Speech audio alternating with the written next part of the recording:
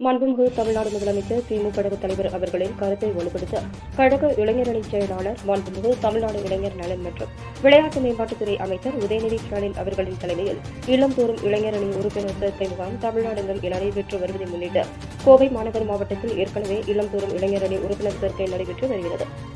கோவை மாநகர் மாவட்ட திமுக கோவை வடக்கு சட்டமன்ற தொகுதி பாப்பநாயக்கன் புதூர் பகுதி திமுக வார்டு எண் 41 புதுக்கிணறு வீதி பகுதிகளில் கோவை மாநகர் மாவட்ட திமுக செயலாளரும் முன்னாள் சட்டமன்ற உறுப்பினருமான கார்த்திக் அவர்கள் இளைஞரணி உறுப்பினர் சேர்ப்பு பணியை தொடங்கி வைத்தார்.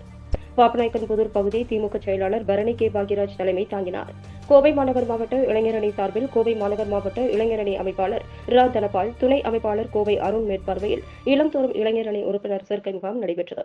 இந்நிகழ்வில் மாநகர் மாவட்ட துணை செயலாளர்கள் கோட்டை அபாஸ், கல்பனா சொந்தல், பொருளாளர் எஸ்.எம்.பி. முருகன், பொதுக்குழு உறுப்பினர் சரஸ்வதி புஷ்பராஜ், மாநகராட்சி மேற்கு மண்டல தலைவர் தேவியானை தமிழ்வரை, வட்டக்கழக செயலாளர்கள் சண்முக சுந்தரம், கேபிள் நித்யானந்தம், கராத்தே வீரமணி, அணிகளின் அமைப்பாளர்கள் நெசவாளர் அணி அமைப்பாளர் வி மணி, பகுதி நிர்வாகிகள் சிவானந்தம், தம்பு, அபிராமி, கோபாலன், கழக அனைத்து நிர்வாகிகள், அனைத்து அணிகளின் நிர்வாகிகள், பகுதி வட்ட நிர்வாகிகள், செயல்வீரர்கள், இளைஞர்கள், கழக உடன்பிறப்புகள், கழக தொண்டர்கள் கலந்து கொண்டனர்.